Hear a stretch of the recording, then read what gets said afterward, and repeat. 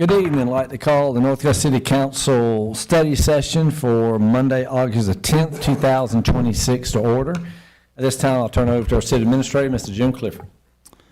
Thank you, Mr. Mayor and Council. As per normal practice, we'll be going through the agenda review for next week's city council meeting. Then we'll have department details from our various directors. And then we'll have a focus item tonight talking about concurrency, which will be presented by Tommy Paradise. What I would say is tonight is going to be a little different in that we have a number of smaller presentations layered into the agenda review. Just sometimes the picture's worth 1,000 words as far as what the staff is recommending or what the council will have to consider for the agenda. So with that, if you don't mind, we'll go ahead and move directly into the agenda review.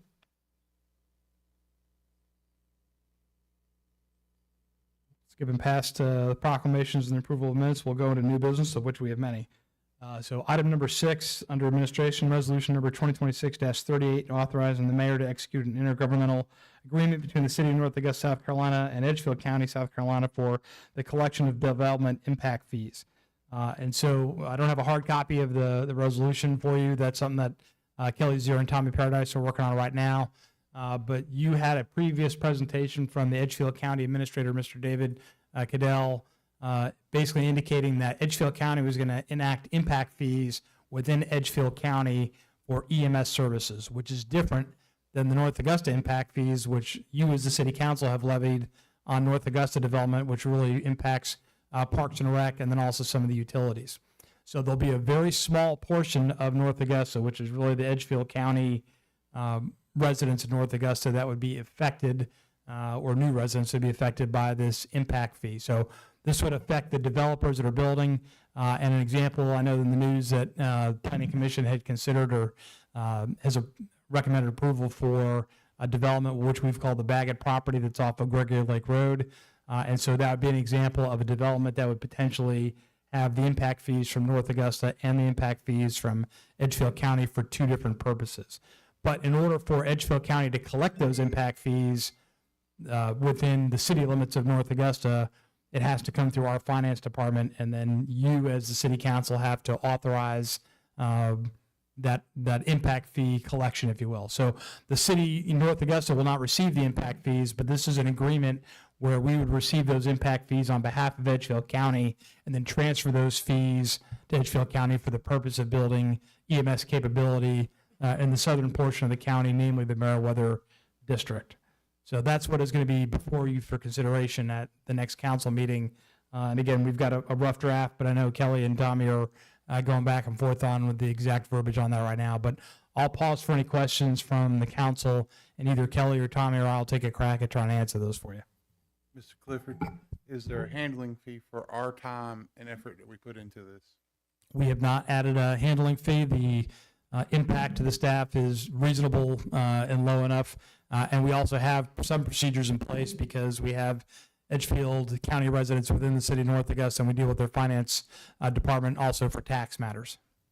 So we're saying this won't have any significant financial impact on as far as man hours, just to be clear. Not to my view. Thank you, sir. Do we know kind of what those impact fees will be? I'll have that in the final draft, but the whatever the Edgefield County has passed within their ordinances, I know they've already done a first reading, which was approved. I think they're going to pass either second or third here fairly soon, and so that'll be a pass through, if you will. So whatever those impact fees are, but that will be listed in the resolution.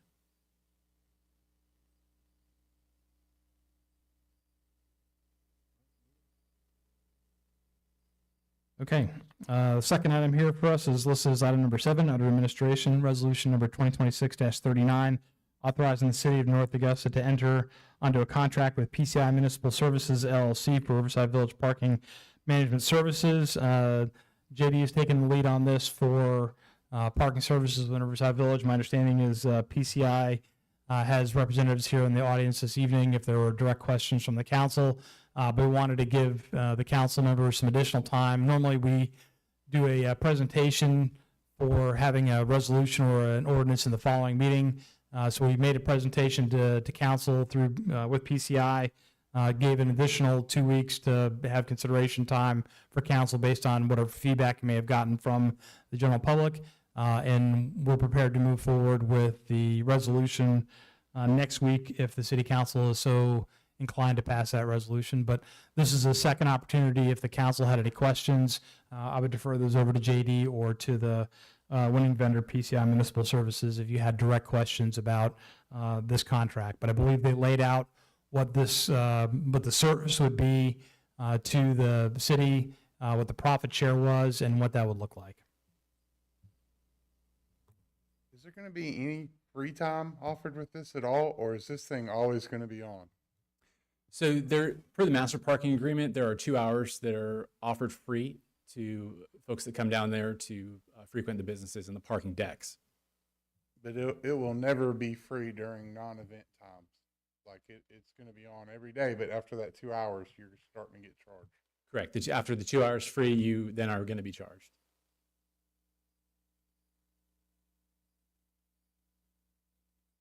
And then just for clarification, street parking will always be paid parking. It will, as the design is to try to move long-term parkers into the parking deck. If you want to be less than 2 hours, short-term, 30 minutes or so to pick something up, helps with the churn for folks to frequent the business and pick things up and take things to go, stimulate more business.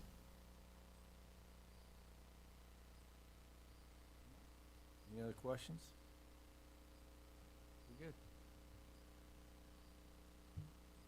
Okay, moving on to item number 8, under Engineering and Public Works, resolution number 2026-40, authorizing the city of North Augusta to enter into a contract for the stadium parking deck power washing.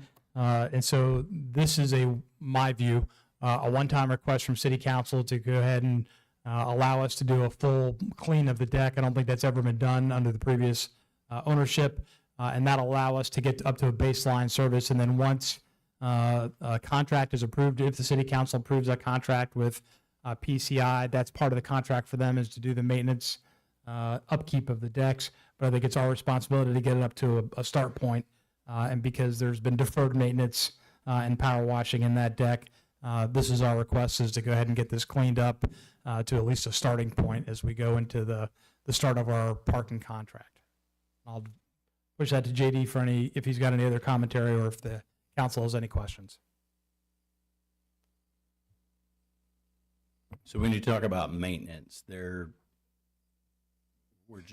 just talking about their responsibility is like the maintenance for the cleanliness of the parking deck or any structural or elevators. Can we clarify that? Yeah, so the maintenance is for cleanliness, trash, any of the structural things, and the elevator, that falls to the city, major capital expenses, that's on us. They'll help us by identifying things. So if they see something failing or something that's questionable, they'll report it to me or engineering for us to take a closer look at, but that still would be on us, not part of the maintenance contract.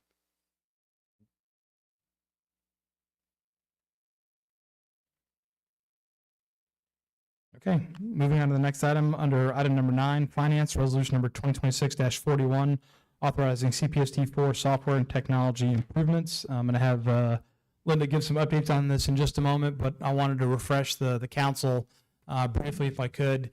So at the Greenwood offsite, we listed out a number of different projects under Capital Project Sales Tax 4, and we've gone through the majority of those. We still have a couple that we're waiting on. Boland Road reconstruction is certainly an example of that, but we've gone through the vast majority of the road program. We've got funding that we requested for stormwater. We've got funding that we requested for the activity center and for the community center. So these are all things that the city council were presented back at Greenwood and debated, and then gave us guidance as a staff to move forward on. And this is also one of those items. So if I can wind back the clock for y'all, the city council authorized us to spend ARPA funds on the GovSense program that we have now for utility billing and also for planning and development. But obviously, as we've rolled that out, we found a lot of things that our citizens have not found desirable. And so what we're going forward with is a change order. So they provided us the baseline contract of what was contracted for, but now we found a number of things through implementation that haven't been wildly popular, and that's certainly understandable. And so what Linda is going to present to you is the changes that would be enacted through a change order through GovSense to have an easier experience for our citizens. And this is also listed under Capital Project Sales Tax 4, as an allowable use item. It's for IT improvements for Citizen Portal.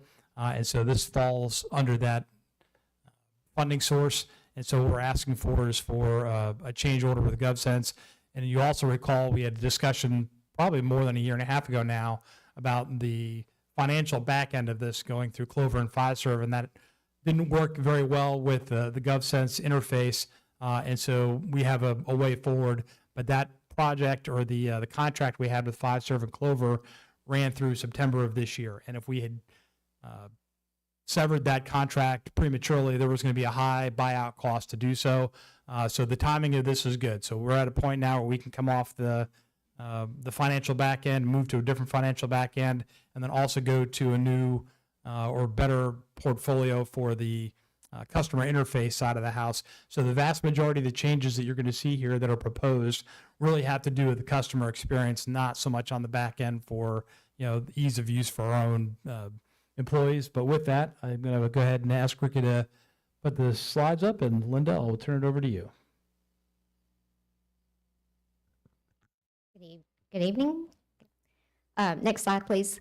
So a little bit of history on how we got to where we're at right now. So in 2024, beginning of 2024, we received notification that the processor of our online payments, which was First Data, would no longer continue their service, and the effective date would be December 31st of 2024. And First Data is who communicated the payment to our CSI software. So we were already in the works of getting new software. GovSense planned on using a different vendor for their online portal. During our implementation, we found out that this discontinuation with First Data did not cancel our contract with Fiserv. That contract was effective until September of 2026. Fiserv was also bought by Clover during this time, and this was causing major issues with the communication between the GovSense portal and the Fiserv portal. The cost to cancel this back when we were in implementation was going to cost potentially $500,000. So we did not think that that was a good choice to do at that time. So what GovSense did for us was rebuilt the portal to work with this new company, and it was a temporary solution until we fulfilled our contract with Fiserv and Clover. Next slide. So our current portal issues, while we have several, the login is difficult. We understand you have to have your account number and your exact billing name. Once your bill is paid, you cannot see your history anymore. You're not able to use a checking account to pay at this time. Fiserv and Clover, they do not support ACH payments.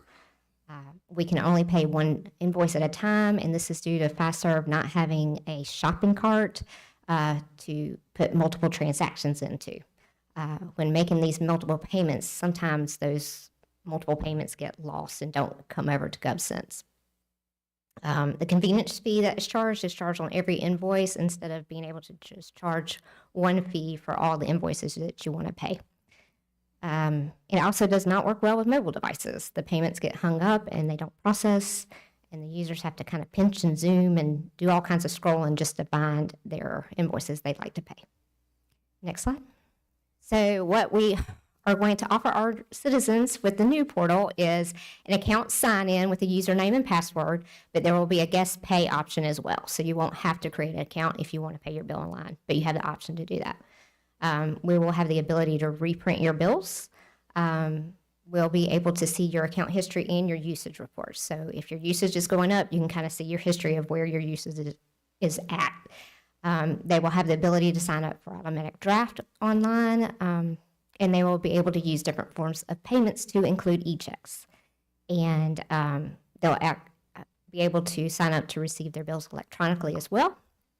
And so they'll have the ability to pay multiple invoices at once. And then the fee for the credit cards will be a 2.5% fee, and the e-checks will be free. And this will have less accounting posting errors as well. So during this new portal research, we decided to partner with Wells Fargo. One of the reasons we did that was they have an expertise in utility billing rules for online and credit card payments. They're going to reduce our office credit card fees, both online and in office, from 3% to 2.5% for our customers. And one of the main things that I think is going to be helpful is they are local. They will have a local representatives, and we'll have an account manager. And I actually have Brent Weaver behind me right now with Wells Fargo. He came just to show his support. And if you had any questions for Wells Fargo, he's here to answer any of those as well. They will also handle the reconciliation of the fees charged against the fees collected for us. And they'll periodically analyze our costs and make sure that we're getting the best prices with any new regulations that come out. Other items that will be funded through this change order will be a tax portal upgrade. And the main thing is that this will allow for public search of properties a lot easier.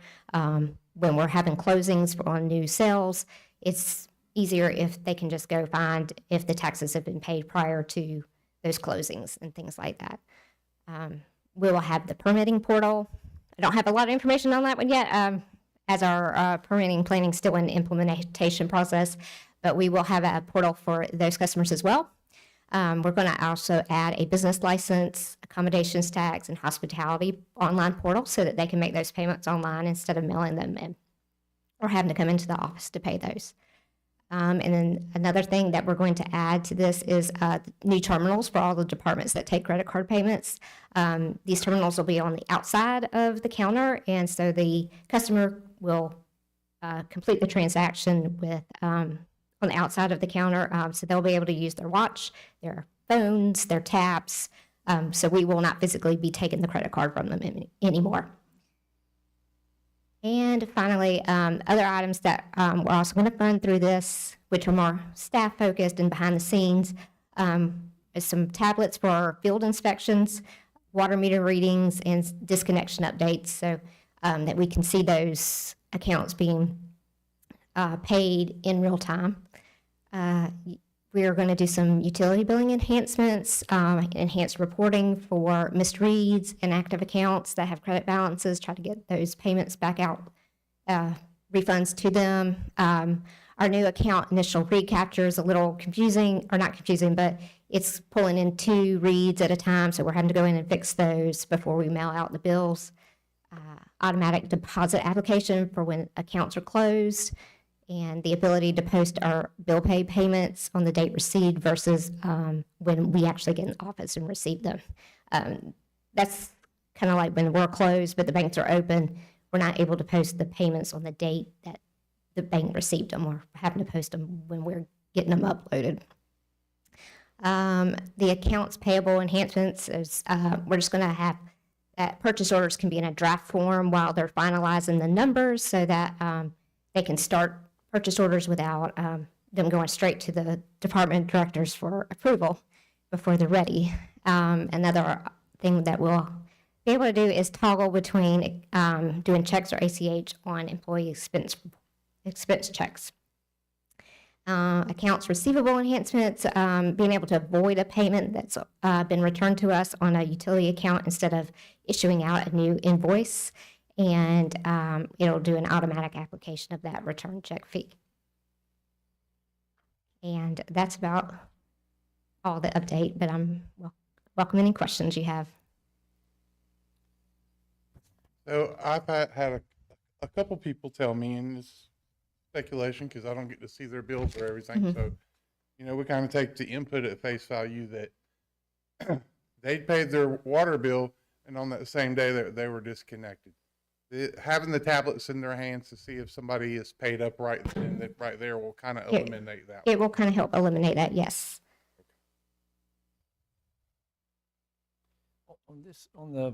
I think this is great, talking about the credit card payments. So is that going to be where, if a person is going to use their credit card, they don't do it right? I mean, what I'm saying is that are people going to have to wait in line while they're doing that? Are we going to have that where I could be messing with my credit card and a person can come and walk up to one of the workers? I mean, one of our No. The terminals will be right there at the window while you're paying, so you won't. No one can get in front of you to pay while you're doing that. Yeah, it's just like when you're at the at Walmart and you Okay. pay right there. Okay, Mhm. okay. And the tax portal upgrade, so we're gonna make it where, you know, people don't always have their previous tax bill. They don't always have their water bill. Correct. You know, all people wanna do is. Is pay the bill. Look at and what is my bill? Yes. So this tax portal upgrade, that's gonna make it easy. They don't That's gonna have make it they don't have easier that to exact find your bill. number of the parcel and that kind of deal. Yes, sir. Will there still be, jumping around back to Wells Fargo? Mm-hmm. We still have people, there are third-party vendors out there that people think they're going directly to the city, but they aren't, right? That's I still said that gonna like happen. That will still happen. Doxo, yeah, and that's not something that we can That's control. nothing to do with ours, but okay. Yeah. No, but just, Mr. Mayor, and that was part of the reason, you know, among many, why we opted to move to a .gov domain. It's hard to spoof that, and so ultimately, we want people, when they're doing any kind of business with the city of North Augusta, to know that they're going to use a .gov domain. So if they, you know, if you do a Google search and you go North Augusta utility payments or North Augusta whatever, you're going to get sponsored links that are coming in there that are people are paying for, that are third-party entities, that you'll be able to click on that, and then they have some kind of overhead that they throw on there, and then it goes over to North Augusta. And we've seen historically that people have done that. Sometimes those payments don't post right away, so there's a gap between your time there, plus then there's an overhead charge. And so we don't want that for any of our folks. We want to make sure our citizens go directly to the .gov domain spot, because that's not being spoofed. That's a legitimate website that is not getting overhead costs for our citizens. So to your point, we cannot prevent other people from trying to profit on an overhead, if you will, but the fastest and the cheapest way for anybody to pay their bills in North Augusta is to go to the North Augusta website and to end up on a .gov domain. Okay. So if people are already currently having it drafted like mine every month, you know, you send me the bill in advance, say, hey, here's what it's gonna be, I can do that.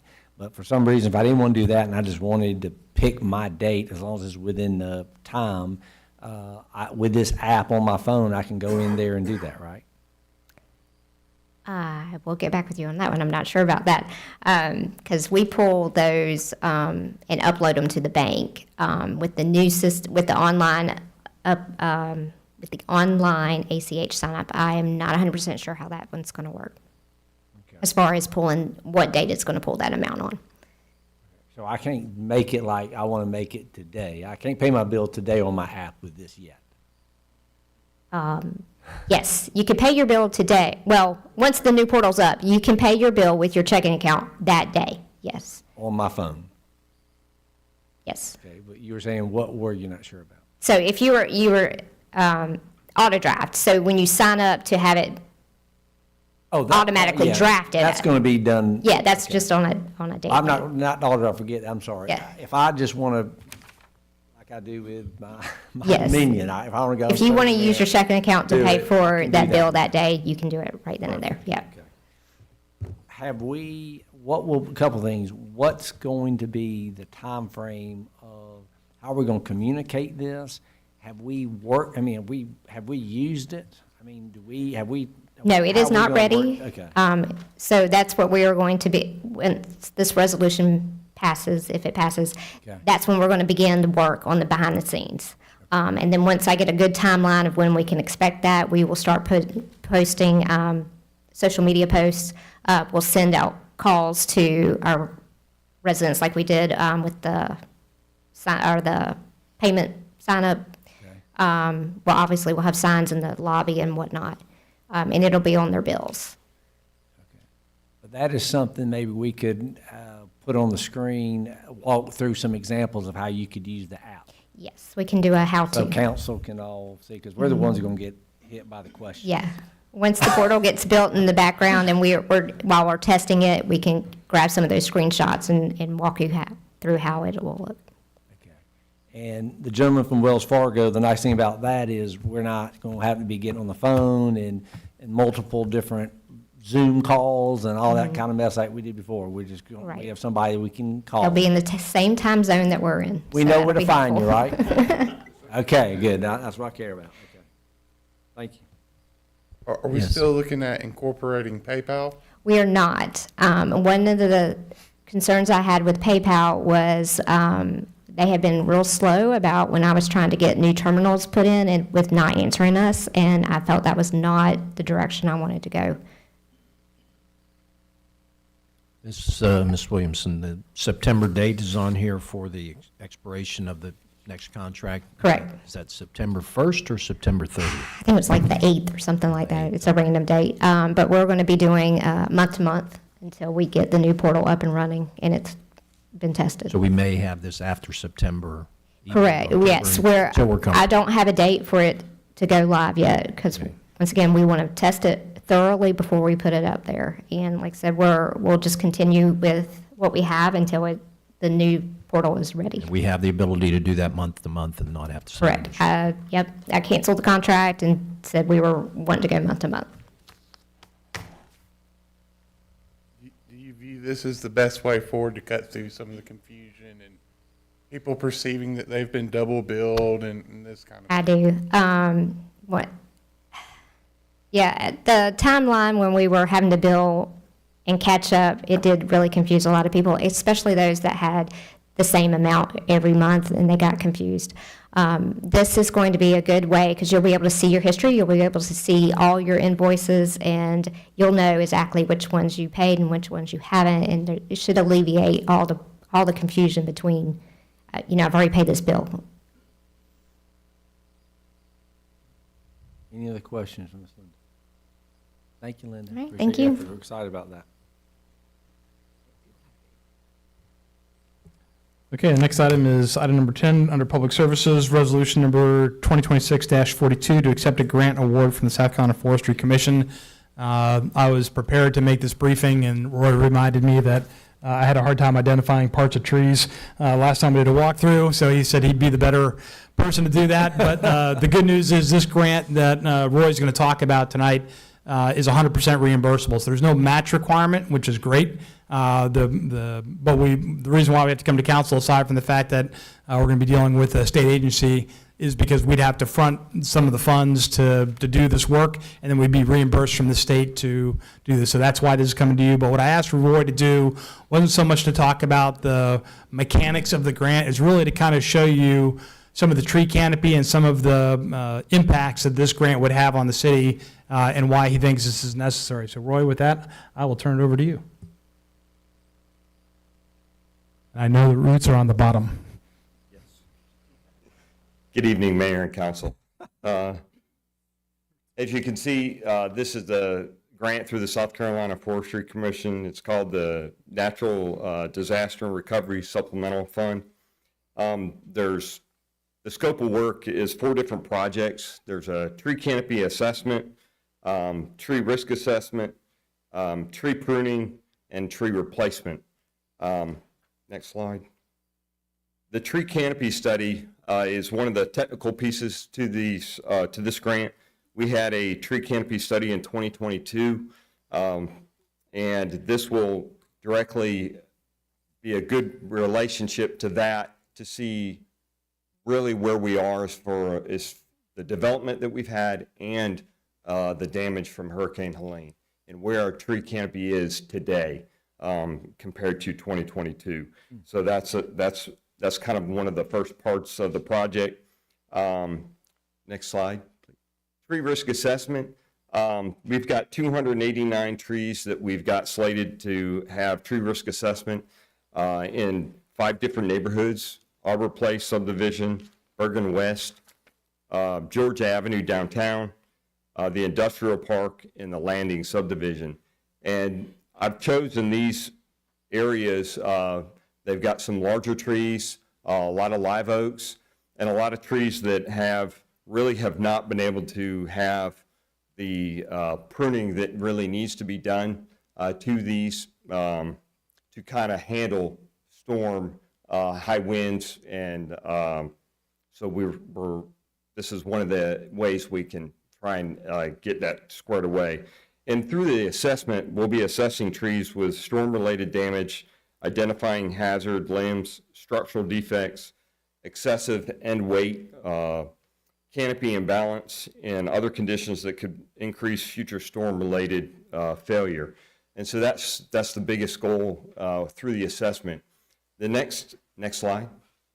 So what we'll be doing, and these are a couple of examples of the current conditions of our Bergen West on the left and Arbor Place on the right, both live oaks. And in some of these areas, these trees they're the improper tree for this space. But that's what we have, so we have to work and cope and try and manage the trees the best we can. And through pruning and structural pruning and storm-related pruning to try and help alleviate some of the long lever limbs on the trees, we can subordinate those branches, and that will help reduce the canopy some so that you don't have that large limb out there that's swaying in the wind and cause damage to the tree. Next slide. George Avenue, all George Avenue from Center Street up to Martintown Road, all of the trees on the main thoroughfare will have a tree risk assessment. Again, we've got larger trees that have been here for 25 plus years that, again, more structural pruning and to make the trees safer for around the buildings and citizens alike.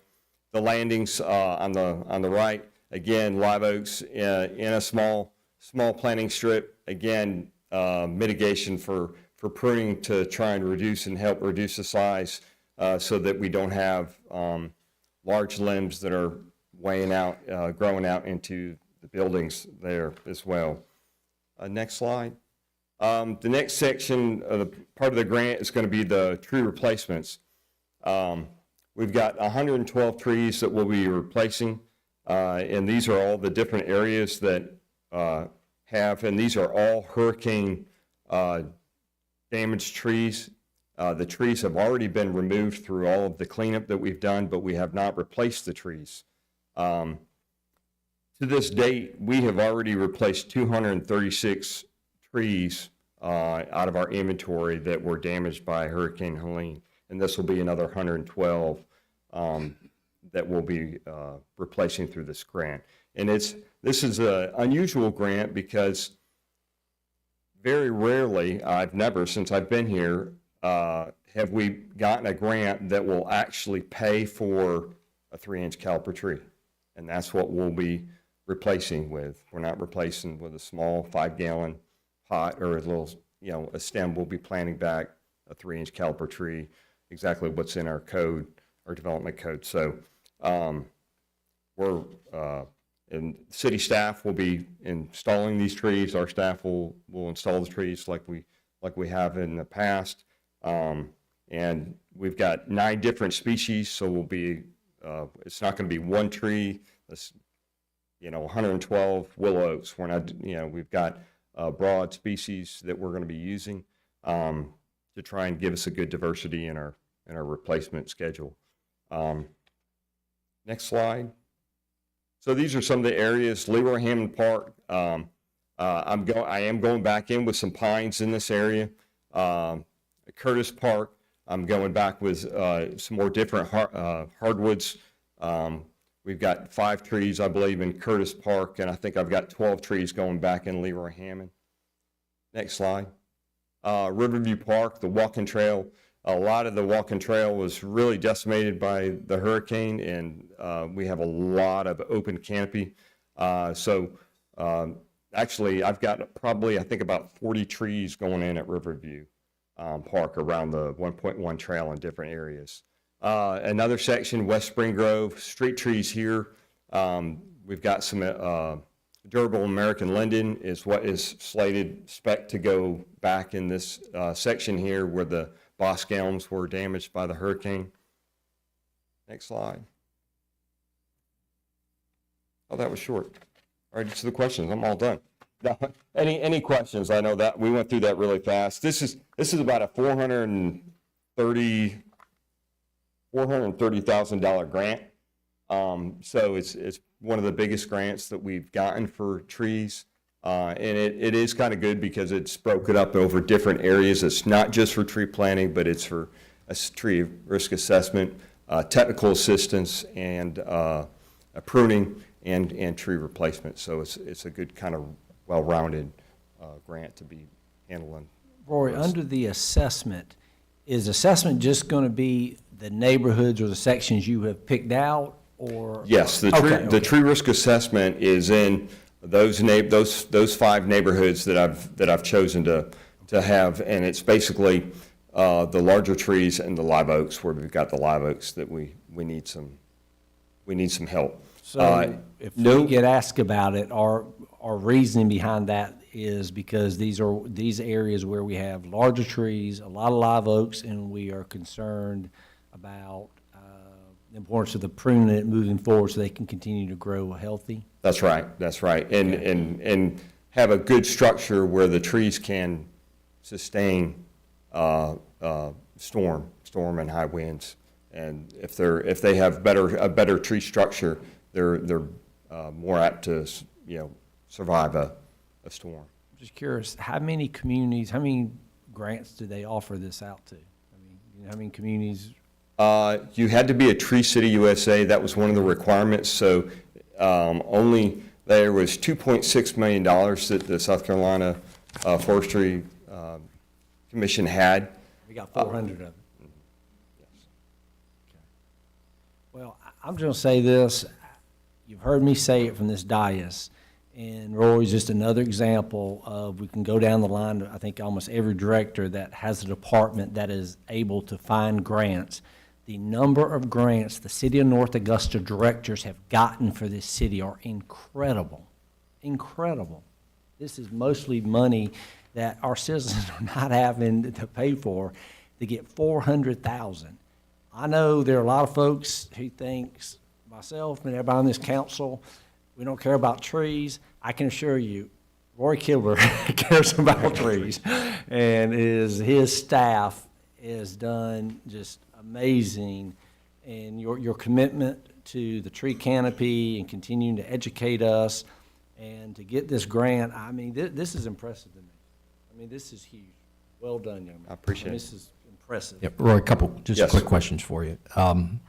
Calhoun Park, Yes. is one of the tree replacements possibly the Christmas tree? No, it's not. Okay.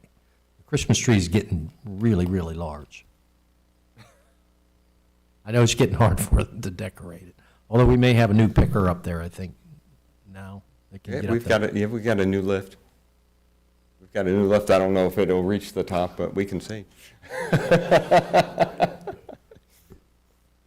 All right. But I haven't, Christmas tree has not been one of the things that I've been thinking about as far as the grant, because the grant is. Well, you gotta think about Christmas. So, and we had actually talked about this before and wondered, you know, the Augusta National has reserve trees growing behind the regular tree. And I just wonder if it would be a good idea for us. I mean, if something happened to our Christmas tree, that wouldn't be good. We could always start growing some Christmas trees at the country club. So we have a backup in case something happens to that tree. A lot of land. There's a lot of land. We do have a lot. We could start a tree farm out there. The second item I had was Curtis Park. You identified Curtis Park as, Yes. and that park needs a lot of stuff besides a tree. And Rick, I don't know, do we have any plans for facility improvements or amenity improvements in Calhoun Park, which may be part of where we put a tree? Curtis? Green space. Ah, yeah. Did you hear that? Yeah. So what I said is Roy and I have had conversations about removing what's there and just making Curtis Park green space. Instead of the playground that's there. Yeah, I drive past that park every day. That's a great idea. It needs some help. It needs some green space. It needs some Pretty help, done, yeah. Okay. Thank you. Who else? Any other question for Mr. Do Keith? you think this is a one-time grant, or is this going to be something that we can go back to the well on in the future possibly? For right now, it would be a one-time grant. If we saw where we ran into a problem and we needed more funds, we could ask and see if there's any funds. You know, I don't know how many grants that they awarded to other municipalities. But that's always, we can ask. But I reiterate, thank you for this. This is Yes, great. sir. Thank you. Thank you, Roy. Awesome.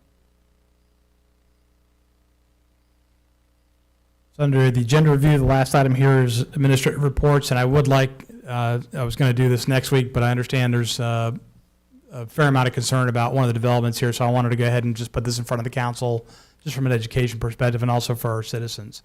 So Ricky, if you could pull up there you go. So next slide, please, and I got Tommy here who will bail me out if I say something stupid.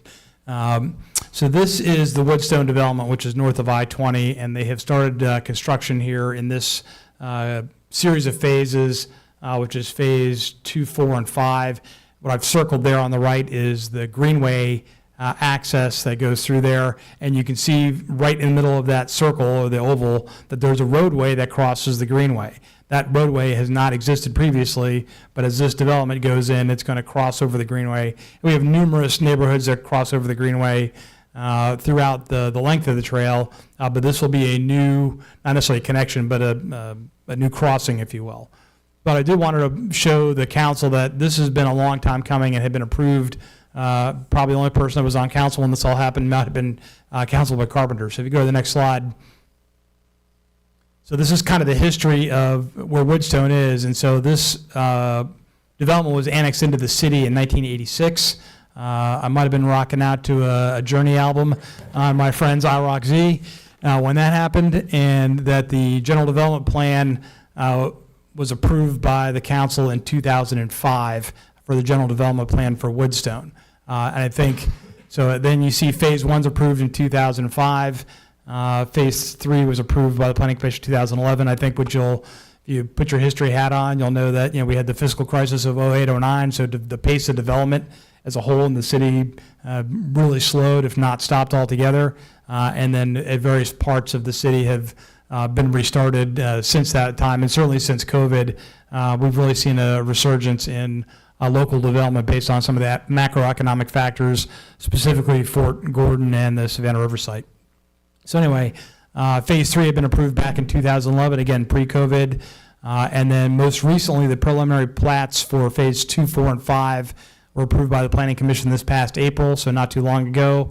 And that's where it shows the extension of the one street, which is Rippling Creek Lane, and also crossing at the Greenway. And it's also important to note that the Woodstone Development ownership group had allowed the city to have an easement through Woodstone in 2021 to be able to take the Greenway up to Mayfield Drive, to take it up to the northern terminus. So without that easement, the Greenway would have stopped south of where it is today. So that I know it's an inconvenience for a lot of our citizens that are north of I-20, or the people that enjoy doing the full length of the Greenway, but we didn't have that part of the Greenway if it hadn't been for the Woodstone folks allowing us that easement, along with some others that have given us there.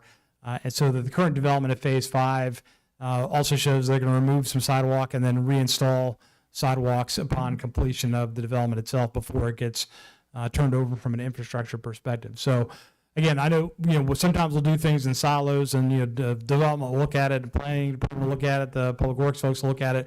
But I really wanted to show council and our citizens that, that's what's occurred. So if you go back a slide to that development that's happening up there, and you can also see, I've had some folks complain about, hey, we're cutting a lot of trees that are near the Greenway, and the answer is yes. And that's not the city doing that, it's the developer, because they're authorized based on the plan development that was approved by councils back in the 05 timeframe. So you've got some of these long-standing plan developments or development plans. The Hive's a great example. That went back to 06. Aladade goes back to 2001. We've got some long-standing legacy PDs and general development plans on the books. And so this is an example of one that was approved a very long time ago, but now we're just starting to see the movement on these portions of the phases. So that's the why. So people ask, hey, why are we allowing them to cut down trees near the Greenway, and why are we allowing them to do a closure of the Greenway to do this road? This is why. It's because this was approved previously for this development, and also that, again, this development group allowed us to have that easement in the first place to get the Greenway up to Mayfield Drive. So I'll pause for any questions, or Tommy may take a shot at them depending on how deep you go. I'm assuming some of these houses are going to be pretty much close to the Greenway, so there won't be any kind of replanting being done, I would think. I can't speak to that. Tommy can certainly talk about that, but I believe there's still a buffer requirement, for between the greenway and the back of the houses. But they do that the developer would replant that? Or do we do?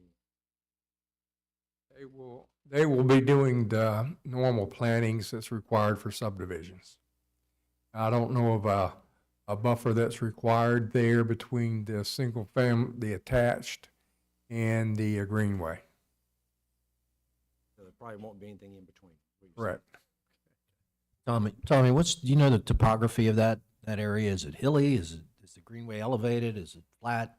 I'm not real sure. No, It's hilly. Yeah. it's hilly. Is the greenway elevated? It is.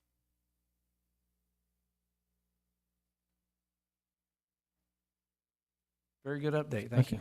And I have one last thing. This is not listed under the agenda, but I didn't want to surprise our citizens. I'm going to be recommending 2 executive sessions at the end of next week's council meeting. The first one has to do with property, and the second one has to do with negotiations, contract negotiations. So those 2 items, I got to still get them through Kelly as far as the legal review, but my intention is to include those on the agenda for next week for discussion after the council meeting. And with that, barring any of the questions, I know that was a long agenda review, probably the longest since I've been here, but we'll go ahead and move into department details, and so I'll turn it over to Jamie Barton. Good evening, Mayor and Council. First up for department details is Finance Director Linda Williamson. Good evening again. Finance updates for tonight are that our Cycle 1 customers will have a disconnection date for their July balances beginning Tuesday, August 18th. The due date for their August 10th bills will be September 2nd. Our Cycle 2 customers, their due date for their July 26th bills is August 16th, and the disconnection date for their July balances begins on Wednesday, September 2nd. And that's all I have. Thank you. Next up is Human Resources Manager Kayla Ferguson. Evening, Mayor and Council. Just want to highlight that we had 1 internal promotion and 3 new hires this period. And then if you look on the back of your department details, you'll see our list of open employment opportunities. Happy birthday, one day late. Oh, thank you. Thank you. Next up is Engineering and Public Works Director Brian Malik. Good evening, Mayor and Council. All the departments in Public Works have been working to respond to storm complaints after the storms on Thursday, and we continue to work on that cleanup.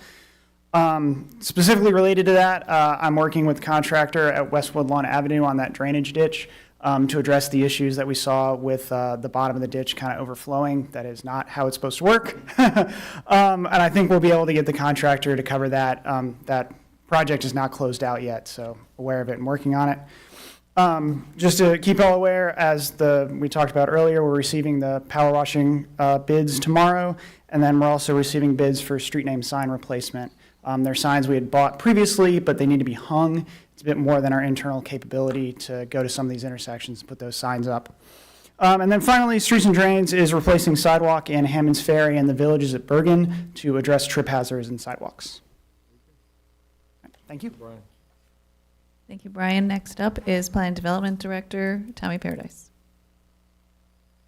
Good evening. The Planning Commission is going to meet on Wednesday, next Wednesday, the August the 19th. There's a stakeholders meeting for the Chicago Lake Corridor Study. Tomorrow I'll be attending. That corridor study goes from Highway 25 in North Augusta to Canal Street in Graniteville. The county is funding that, but we're participating. And there's a public comment period being held for that study at Graniteville Elementary from 5 to 7 tomorrow evening as well. Russian Waters Phase 3B, the plat's been approved. We've done 4 certificate of zoning compliances since the last time I was here, a sign review, and 13 new addresses assigned. Code enforcement's done 19 new cases opened, closed 9, 100 illegal signs removed from the public right-of-ways, and 10 landscape inspections.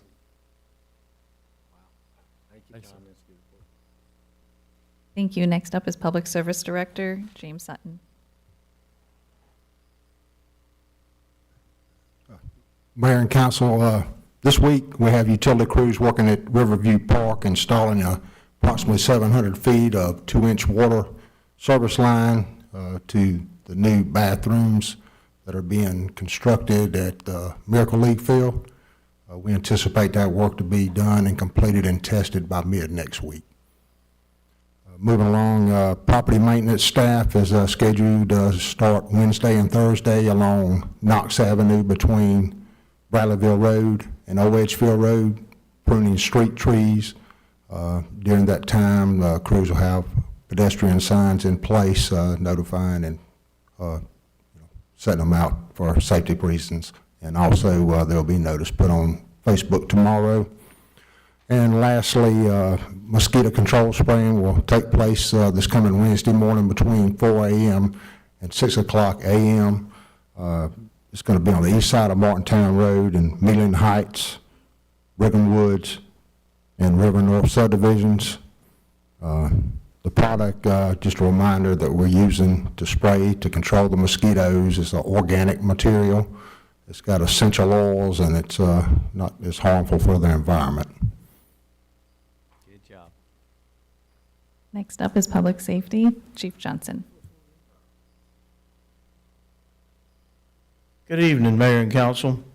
Over the next couple of weeks, Public Safety will be assisting the Aiken County School District in doing lockdown drills at the different schools that are inside North Augusta. And also, we are fielding calls from other municipalities across the state in reference to the 4-Minute City program that we received a grant for, wanting us to know how to implement it, how to get it started so that they can copy what we're doing. That's awesome. Thank you, Chief. Yes, sir. Way to lead. Thank you. Next up is Park and Recreation Director Rick Meyer. Good evening, Mayor and Council. Excited to announce that our Greenway Park playground equipment and installation team will arrive in the morning. Approximately 3 weeks for installation, depending on weather. We will have to close the entire park until the work is completed due to safety reasons. And a reminder that this was funded through FEMA emergency funds from Hurricane Helene and City of North Augusta ATAX funds. Activity center improvements continue. Gym 1 and 2 have been refinished and reopened today. This was provided by Capital Project Sales Tax 4 funds. Gym 3 and 6 are next up. They will take significantly longer as we'll be sanding down to the bare wood and coming all the way back on the floors. So we're probably looking at a 3-week process for those 4 gyms. Another activity center improvement that's coming your way, arriving on August 26th, the new cardio and fitness equipment that we have ordered is scheduled to arrive. We're excited about that. The soccer complex irrigation renovation has been completed. That was funded by the Riverfront Central Core Redevelopment Fund that was approved by this mayor and council in the 26 budget. We're hoping that we'll see a great difference in the condition of the fields now that we have an irrigation system down there that will operate properly. Our fall sports evaluations and drafts begin this week. Right now, we're sitting at about 1,300 participants. That number will continue to grow this week during the evaluations. And finally, the Riverview Park Activity Center will be hosting voting for precincts 27 and 28 in Gym 2 in the morning tomorrow all day from 7 a.m. to 7 p.m. for the United States Senate Special Republican Party primary. Thank you. Sir? Yes. I've just seen some reporting about the HVAC system not working as good around the pickleball court area. This morning we had a little issue for maybe, an hour or two. It was warm in there. It was warm in my back office, probably warmer than the pickleball courts, but We're feeling it. yeah, we were feeling it, but that air is kicking now. It's back on. Okay, thank you, sir. Yes, sir. Thank you. And to close out department details is Tourism Director Carl Waldhauer. Good evening, Mayor and Council. Kind of expanding on Rick's last note there, community center is also going to be hosting tomorrow from 7 a.m. to 7 p.m. for Precinct 25 for the U.S. Senate Special Primary. Good morning, North Augusta is a monthly breakfast hosted by the North Augusta Chamber of Commerce. That'll be this Thursday at 7:30 a.m. and it'll last us about 9:15. Ms. Carroll from the Chamber of Commerce said tickets are still available for that breakfast this Thursday. And last note, if you ever been on the Greenway, you've noticed those pucks, the emergency pucks that have like a N55. They're kind of good to have out there. They're every 1/10 of a mile. And we just refurbished all the missing pucks that are out there. I know it's always you're never going to end chasing that between the weather, but we lost a lot of them due to Helene and a lot of the scraping that happened. We restored all those, and those pucks are wired in well, they're not wired in, but it helps our dispatch folks locate emergencies on the Greenway. And you're never more than, they're 1/10 of a mile, so never more than 250, 260 feet away from one. But it helps our emergency folks locate emergency on the Greenway when they happen. And lastly, I just wanted to send special kudos for that storm that Mr. Malik mentioned earlier. We got hit hard on the Greenway. We realized that Friday, our Greenway team hit it at 7 o'clock Friday morning, really got after it. We realized early afternoon that we're going to need to call in reinforcements. Our friends with Public Services, Public Works, Parks and Rec, lended either manpower or equipment for us to use and kind of got us out of the ditch on Friday afternoon. That's great. So. With that, I close out department details and turn it back over to you, Mr. Clifford. Let me just say one thing. I just want to thank our directors. This is one of the most in-depth, detailed ones we've had. And I just want y'all to hear that why it's important and the information you're giving us is so important. We're very appreciative because as a council, the more we know about, the way we can answer questions, and as more and more citizens are watching us online, this is good information that they like to hear. So just please understand how much we appreciate y'all being here tonight and giving us this information. This is good data for us on this dais, but also for our citizens, which is important. So kudos, thank y'all. So, Mr. Mayor, last item this evening is under focus items. We had this actually queued up for a previous study session, but just we had a couple of weighty ones, and so we wanted to make sure the council could focus on the matters at hand. But this is really an information brief for you that Tommy Paradise has put together because this is a statewide topic. There's no resolution that's immediately following this, but we did want to make sure that the council is aware of what's kind of happening statewide and also, how this can be applied here within the city of North Augusta. So with that, I will turn it over to Tommy Paradise, our Planning and Development Director. So let's talk concurrency, how communities manage growth with responsibility. What is concurrency? It means that it's the planning principle that public facilities and infrastructure must be available at the same time that the development occurs. The simple terms is that growth should not outpace roads, schools, parks, or emergency vehicles. Basically, the key question is can the community support this development when it's built? Without it, you get traffic congestion, school overcrowding, water and sewer systems reach capacity, emergency response times increase, and residents experience a declining quality of life. Basically, growth should pay for growth. Next. Transportation is probably the most common, and y'all hear about that as I do too. And on concurrency, planning staff would evaluate the existing traffic volumes, future traffic generated, road capacity, level of service, and the nearby intersections. And the question that would be asked is, can the nearby roads safely handle these additional trips? So how it works. Developer submits his plans, traffic and utility studies are completed, the capacity is evaluated. If the adequate capacity is yes, they move forward with the development. If the adequate capacity is no, then improvements are required before approval by the city. If it doesn't exist, the developer has several options. He can build road improvements, install larger utility lines, expand water sewer facilities, phase the development so that he doesn't overtax the infrastructure or wait till improvements are completed. As an example, you have a proposed development of 200 homes. There's 1,900 vehicle trips a day increase in water demand, sewer capacity, and when you do that, you find out that a nearby intersection is already failing. Well, the developer is required to fund the intersection improvements before final approval. Now pay attention to that, because whenever I get to the end, I'm going to go back to that particular slide. The benefits of concurrency is it protects taxpayers, improves public safety, reduces congestion, supports smart growth, preserves quality of life, makes predictable development standards, and sustainable communities. The challenges is the infrastructure is expensive, road projects take years, growth may occur faster than the funding, regional traffic affects local roads, there is political pressure oftentimes for rapid development, there's the balancing of the economic growth with the infrastructure investment. Now, concurrency is often referred to as adequate public facilities. These are close. Basically, concurrency is the infrastructure must be available when the development occurs.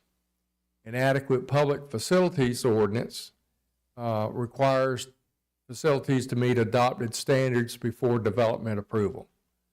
So that's the difference. One is infrastructure has to be available and good. The other one is it has to meet the acceptable standard that's been established by the city.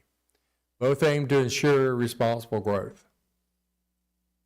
So the role of the planning staff with concurrency is to review development proposals, coordinate with the engineers, analyze infrastructure capacity, recommend conditions of approval, ensure compliance with ordinances, and protect the community's long-term interests. The Planning Commission would ask, can the infrastructure support the project? Who pays for the needed improvements? Are transportation impacts acceptable? Will services remain adequate? And is growth occurring in the right places?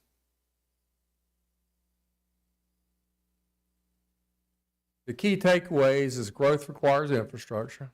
Concurrency ensures services keep pace with development, and it protects existing residents, promotes responsible planning, and helps communities grow sustainably.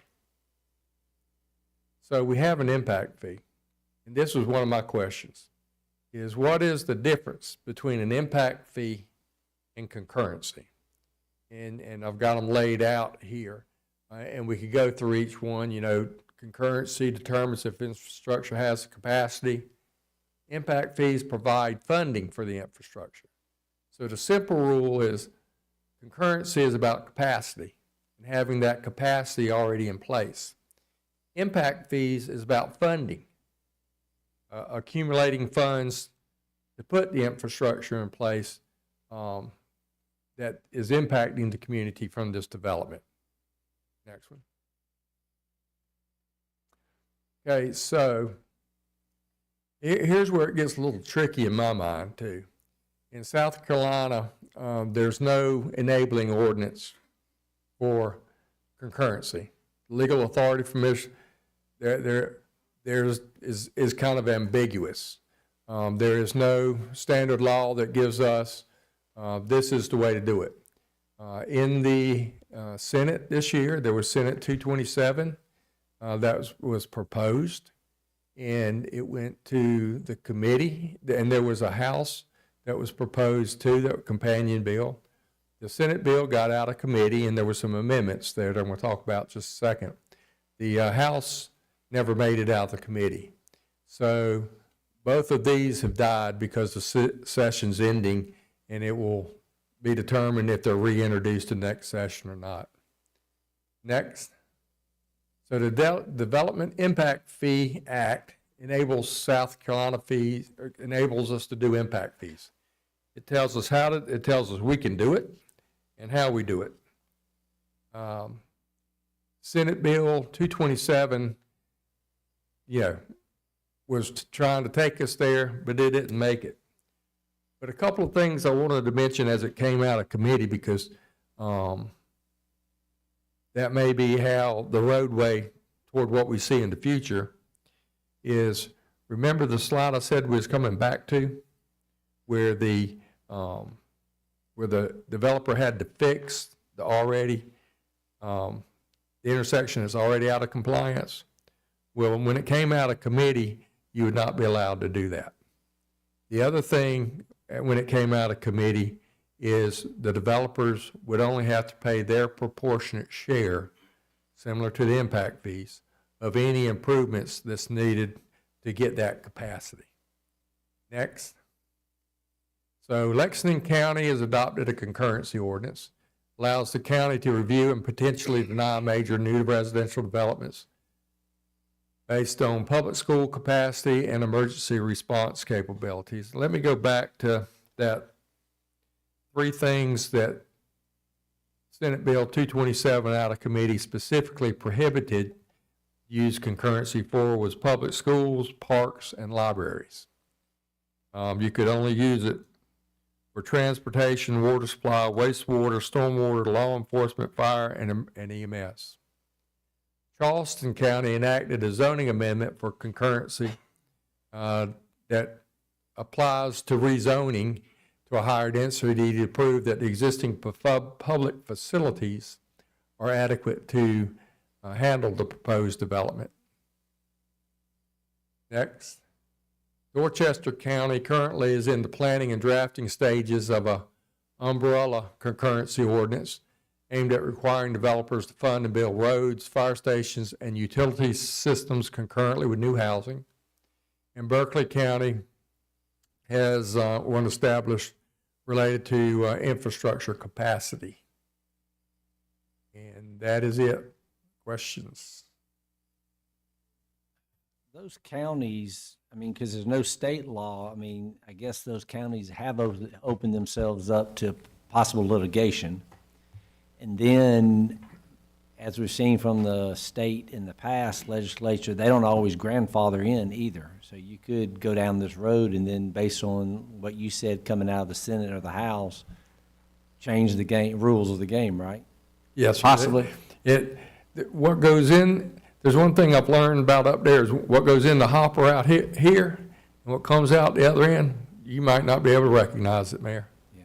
Um, Tom, you've done a really good job being very objective on this. I will tell you, Elizabeth's employee, the Post and Courier, have written a couple articles about this this year in February and May that are pretty good, actually, and have copied some of the things that, Tommy, you have shared.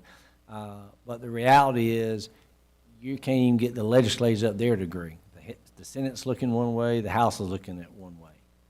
And so, anyway, questions for Mr. Paradise? So I know there's not really an action that we're looking at taking here. This is more or less a study session. So I wrote a little something about this. This was an issue that's important to me as I ran on slow, sustainable growth. Is we okay with that, Mr. Mayor? Did I just read this real quick? Sure, yeah, that's what we're here for. When I ran for this council, I promised our residents that I'd focus on the real everyday concerns of our community. Protecting our existing neighborhoods, being straight with our taxpayers, and making sure our growth actually serves the people who live here. Tonight's discussion on concurrency isn't about an abstract debate about planning codes. It's directly tied to the quality of life and safety of our residents. We don't have to look far to see the warning signs. Just look at what happened after last week's storms. Interstate 20 at Exit 1 had to be shut down completely because of severe flash flooding. Pole Creek breached its banks, pushing water past its capacity into surrounding areas. Pretty Run Creek, which runs through some of our most established neighborhoods like Lyndhurst, Knollwood, and the Rapids, backed up once again, largely because falling timber and debris left behind from Hurricane Helene are still choking the natural channel. When our major receiving creeks overflow and critical interstate exits shut down, our drainage infrastructure is sending us a clear message. It's operating past its limit. It is easy to blame the weather, but weather only reveals the gaps in our planning. Every time we allow high-density subdivisions or clear-cut acres of natural timber and topsoil, or we allow clear-cut acres of natural timber and topsoil, We replace ground that absorbs rainfall with rooftops and asphalt. That stormwater has to go somewhere, and right now it's rushing straight into downstream creeks that are already overwhelmed. I'm not anti-growth, though many think I am and try to call me out like that. But I am unequivocally for slow, sustainable, quality growth. Existing homeowners in North Augusta shouldn't have their basements, yards, or streets flooded because of a new subdivision upstream was approved without looking at its cumulative downstream impact. Our residents shouldn't have to face higher utility rates or tax bills to subsidize tens of millions in regional utility expansions, while out-of-state tract builders move on to the next project. Our current North Augusta Development Code includes adequate public facility guidelines, but as written, it acts more like a procedural checklist than a true safeguard. We need to turn those provisions into a binding hard stop concurrency ordinance. Simply put, concurrency means a common sense rule.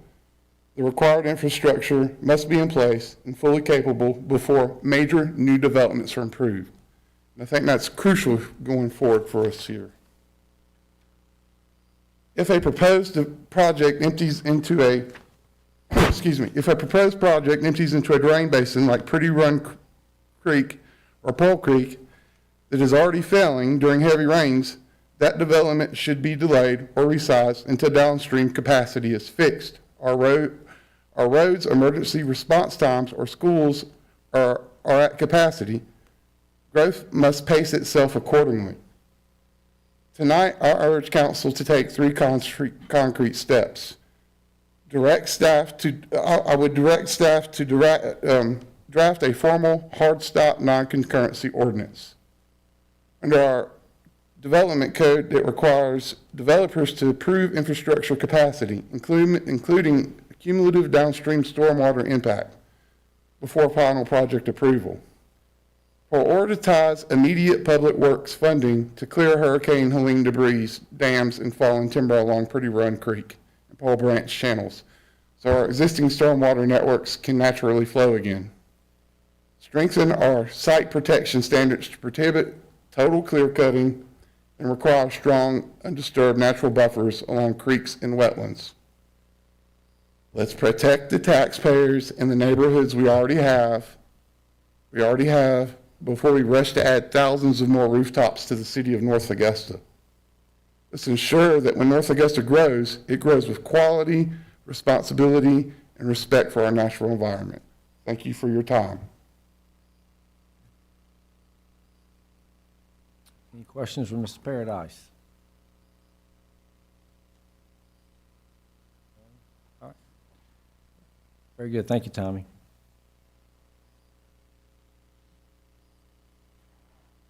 Mr. Mayor, that's all I have from the staff this evening. Okay.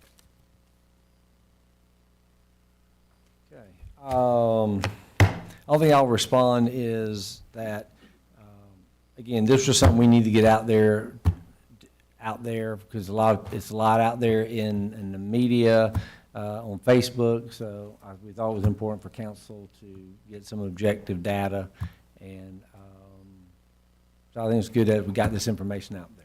Gives us something to discuss and think about. So, all right, with that, we stand adjourned. Thank y'all.